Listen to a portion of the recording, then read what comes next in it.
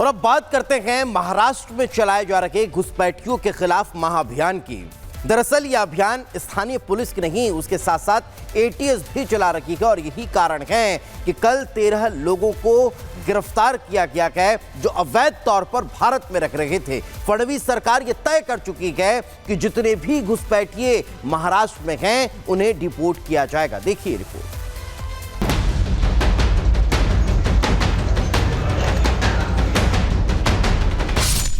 अवैध बांग्लादेशियों के खिलाफ एक्शन।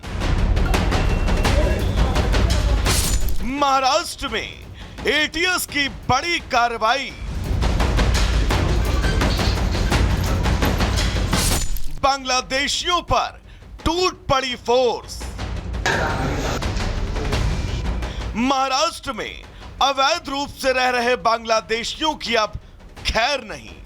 एक एक अवैध बांग्लादेशियों को ढूंढा जा रहा है और उनको वापस भेजने की तैयारी है। दरअसल बांग्लादेश में आई राजनीतिक अस्थिरता ने भारत के लिए बड़ी मुश्किल पैदा कर दी है। महाराष्ट्र में बड़ी संख्या में घुसपैठ हो रहा है। बांग्लादेशी अवैध रूप से कई शहरों में आकर छिपे हैं। कईयों ने तो यहां फर्जी कागजात तक बना रखे हैं। लेकिन अब अवैध बांग्लादेशियों की खैर नहीं। सीएम फडणवीस ने साफ कर दिया है कि महाराष्ट्र में बांग्लादेशियों के लिए कोई जगह नहीं है। सरकारची भूमिका पक्की आहे। जे अवैधरित्या मुंबईमध्ये राहतात अशा बांगलादेशी नागरिकांना शोधणे आणि त्यांना डिपोर्ट करणे ही सरकारची भूमिका आहे आणि हे काम आम्ही सुरू केलेलं आहे। पूरे महाराष्ट्र में अवैध बांग्लादेशियों की धरपकड़ जारी है। कई जिलों में एटीएस और स्थानीय पुलिस सर्च ऑपरेशन चला रही है। शुक्रवार को महाराष्ट्र एटीएस ने ठाणे, नवी मुंबई और सोलापुर में अवैध रूप से रह रहे 13 बांग्लादेशी नागरिकों को गिरफ्तार किया। 13 गिरफ्तार नागरिकों में 7 पुरुष हैं जबकि 6 महिला नागरिक हैं। गिरफ्तार बांग्लादेशी फर्जी आधार कार्ड समेत तमाम दस्तावेज का उपयोग कर रहे थे। इसके पहले 25 दिसंबर को एटीएस ने अवैध रूप से रह रहे 17 बांग्लादेशी नागरिकों को गिरफ्तार किया था। ऐसा बताया जा रहा है कि जिन अवैध बांग्लादेशियों को गिरफ्तार किया गया वो अवैध रूप से भारत में 2023 से ही रह रहे थे। गिरफ्तार किए गए ये अवैध बांग्लादेशी पुरुष मजदूरों के रूप में काम करते हैं और महिलाएं घरों में मेड का काम करती हैं।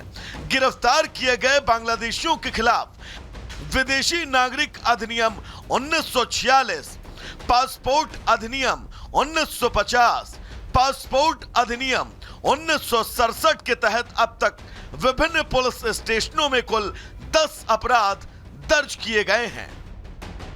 महाराष्ट्र में अवैध रूप से रह रहे बांग्लादेशी नागरिकों के लिए डिटेंशन सेंटर का भी निर्माण किया जा रहा है। महाराष्ट्र विधानसभा चुनाव में भी बांग्लादेश घुसपैठियों का मुद्दा जोर शोर से उठा। घुसपैठ पर हमला करते हुए बीजेपी ने विपक्ष को निशाने पर लिया था और वोट जिहाद का मुद्दा उठाया था। सरकार बनते ही सीएम फडणवीस एक्शन मोड में है और सरकार के रुख से साफ है कि अब महाराष्ट्र में घुसपैठियों की खैर नहीं, उन्हें हर हाल में वापस जाना ही होगा। Bureau report, Republic Bharat. तो चलिए दर्शकों, गुड मॉर्निंग भारत में आगे बढ़ेंगे और बात हिमाचल प्रदेश के शीत युग की करेंगे। दरअसल हिमाचल प्रदेश के तमाम इलाकों में इस वक्त जबरदस्त बर्फबारी हो रही है और पहाड़ी इलाकों पर जाने वाले सैलानी तो जरूर इस बर्फबारी से खुश हो रहे हैं, लेकिन गाड़ियों के लंबे जाम के चलते उन्हें घंटों परेशानियों का सामना करना पड़ रहा है। पूरी खबर विस्तार से इस रिपोर्ट के जरिए आपको दिखाते हैं।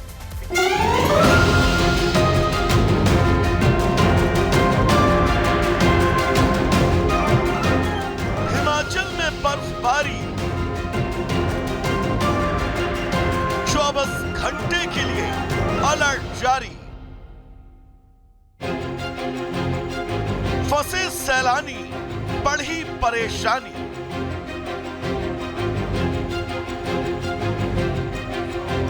आसमान से गिरती ये बर्फ और सड़कों पर गाड़ियों की लंबी कतार। तस्वीरें हिमाचल के सोलन वैली की हैं।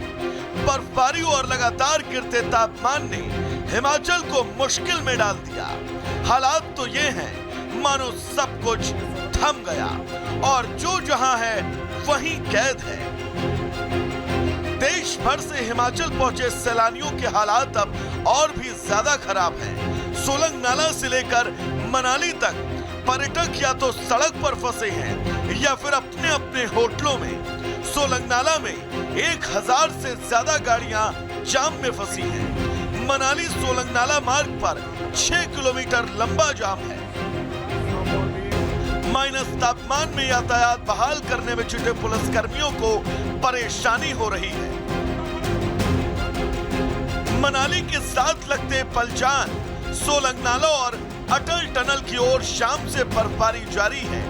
इसके चलते सोलंग नाला की ओर घूमने गए सैलानियों की गाड़ियां सड़कों पर ही फंस गई। बर्फबारी इतनी भीषण कि उस पर गाड़ी चलाना लगभग नामुमकिन जैसा। हालांकि मौके पर पुलिस टीम के साथ राहत बचाव दल फंसे हुए वाहनों को निकालने में जुटे हैं। वहीं मौसम विभाग ने साफ कर दिया है, हिमाचल में सफेद संकट फिलहाल खत्म होने वाला नहीं है। जो कुछ भी हो रहा है वो झांकी मात्र है। आने वाले दिनों में हालात और भयानक हो सकते हैं। यही वजह है कि हिमाचल के कई जिलों के लिए आईएमडी ने बर्फबारी को ऑरेंज अलर्ट जारी कर दिया है। हिमाचल प्रदेश में आज सुबह से ही जो निचले मैदानी इलाके हैं वहाँ पे हल्की बारिश का दौर चालू हो चुका है। उसी के साथ जो हमारे मिड हिल्स हैं और हाई हिल्स हैं वहाँ पे भी लगभग आज दोपहर के आसपास से बर्फ़बारी जो है चालू हो चुकी है, जिसमें मुख्य रूप से जो हमारा अभी जो बर्फ़बारी है वो हमारा लाहौल स्पीति, चंबा, कांगड़ा और कुल्लू के भी ऊंचाई वाले स्थानों के साथ साथ पूर्वी हिमाचल प्रदेश में मुख्य रूप से शिमला जिले में सिरमौर, इन सब क्षेत्रों में अभी भी चल रही है। वहाँ पे पहाड़ों पर जहां बर्फबारी हो रही है तो ही मैदानी इलाकों में बेमौसम बरसात से ठिठुरन बढ़ी है। दिल्ली एनसीआर में हुई बारिश से पारा लुढ़क गया है। मौसम विभाग का कहना है कि आने वाले दिनों में बारिश के बाद ठंड में और इजाफा होगा। दिल्ली के लोगों को आने वाले दिनों में कड़ाके की ठंड का सामना करना पड़ सकता है। Bureau report, Republic Bharat.